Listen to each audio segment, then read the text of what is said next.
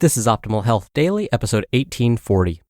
How to determine how many calories to eat per day to see results, by Lea Genders of leagendersfitness.com. And I'm Dr. Neil Malik.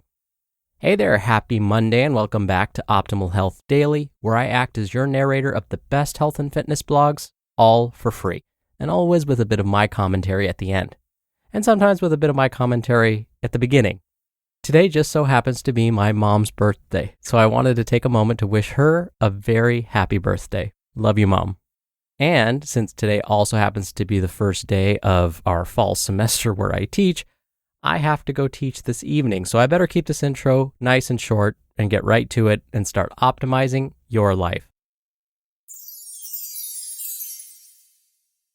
How to determine how many calories to eat per day to see results, by Lea Genders of leagendersfitness.com. If you want to figure out how many calories you need to eat per day, there are many formulas and calculators that take into account your sex, age, current weight, activity level, and goals, and will spit out a calorie count. But keep in mind these formulas, no matter what method or calculator, are all estimates. No one knows precisely how many calories you need, but you can experiment on yourself to figure it out. In this blog, I'll show you how to do that. Lose weight in a calorie deficit. If you want to lose weight, then the first step is to create a calorie deficit. That means you consume fewer calories than you burn. You can do this by cutting 300 to 500 calories a day, or adding exercise or movement, like taking the stairs and walking the long way, in combination with an often overlooked but extremely effective long-term solution, building muscle with strength training. The more muscle you carry, the more calories you burn at rest, meaning you have a higher metabolism. Strength training while you lose weight makes it more likely that the weight you lose is fat, not muscle. Be sure not to reduce calories too drastically, or your body can adapt to a lower calorie intake, and as such, you lose muscle, so that eventually you won't be able to eat more without gaining weight. Consuming about 300 to 500 calories under maintenance calories for a measured period is a good start for most healthy people. How to determine how many calories to eat. Estimate calories with a calculator. Calculators can give you a starting point, and then you can adjust up or down based on your results. If you enter in an online calorie estimator that you want to lose 50 pounds in 1 month, which would be unrealistic and unhealthy, the calculator may tell you to eat 500 calories a day, which is also unrealistic and potentially harmful. The calculator doesn't have a common sense detector. That's your job. Estimate calories with a formula. You can do annoying math with the Harris-Benedict equation if you're into that sort of thing. No thanks. Not only is it reminiscent of middle school math class, not a high point in my life, it's not all that accurate. The equation assumes that two people of the same weight, height, and age have similar metabolic rates, and we know that if a person carries more muscle, they have a higher metabolism. Other factors are at play that can't be determined by a formula. You may want to work out the numbers as a starting point, but keep in mind, you'll have to adjust and learn as you go. Estimate calories with an easier formula. If we're estimating anyway, why not go with a more straightforward method? The simplest way, if you want a starting calorie number, is to use a calorie estimator like the one I'll soon mention. Again, nothing is going to give you an exact number, but if you want to get an idea of a starting point, this works as an uncomplicated alternative. Multiply your body weight in pounds by your activity level. So, if you perform light exercise, which is defined as 30 minutes of activity 3 times per week or less, multiply your body weight in pounds by 10, 11, or 12. If you're moderately active, which is defined as 30 minutes to an hour of activity 5 times a week, multiply your body weight in pounds by 12, 13, or 14. If you're very active, defined as 1 hour of activity 6 to 7 times a week, or if you have an active job, multiply your body weight in pounds by 14, 15, or 16.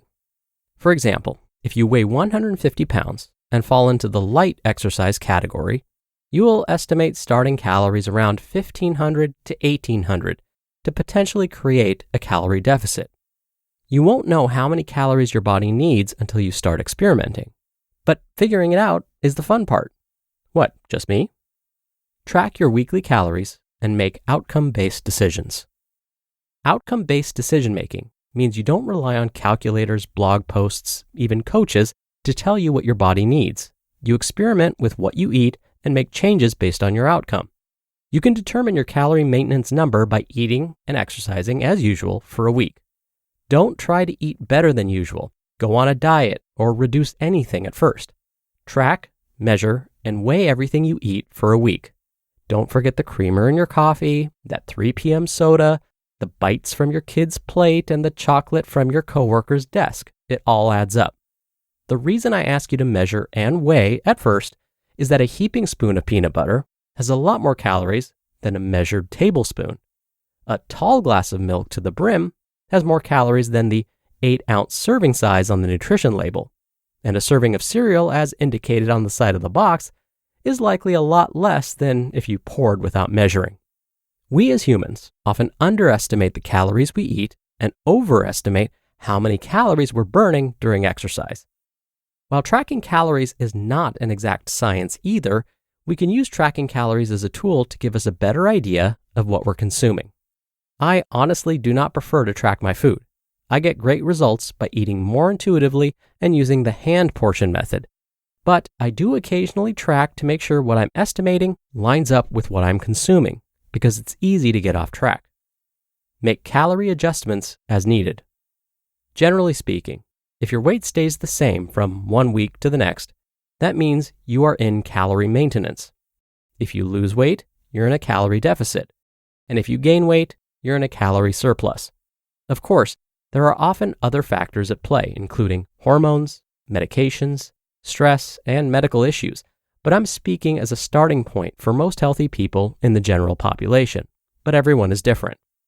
Once you determine your maintenance calorie number, either slightly reduce calories or add exercise, or a combination of both for best results, but again, extreme measures on either count will likely backfire. Here's a simplified way to determine what to do next. If you don't lose weight, slightly reduce calories or be more consistent. If you gain weight, slightly reduce calories or be more consistent. If you lose weight too quickly, slightly increase calories or be more consistent to avoid muscle loss. The bottom line is that no one can tell you the amount of food you should consume. Experiment with the types and amounts of foods you eat. Take note of how what you eat makes you feel, look, and perform, and adjust as needed until you feel your best. It's the only way to individualize your nutrition path. You just listened to the post titled, How to Determine How Many Calories to Eat Per Day to See Results by Lea Genders of leagendersfitness.com. Dr. Neal here for my commentary.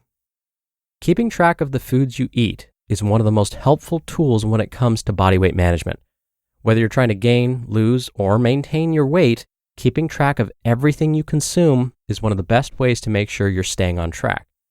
Say you were going to see a registered dietitian nutritionist for help with weight management.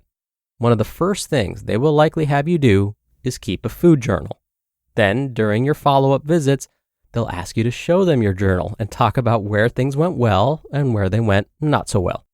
They may even have you journal your physical activity too, like how many steps you took, how long you spent on the treadmill, what types of resistance training you did, and for how long, and so on.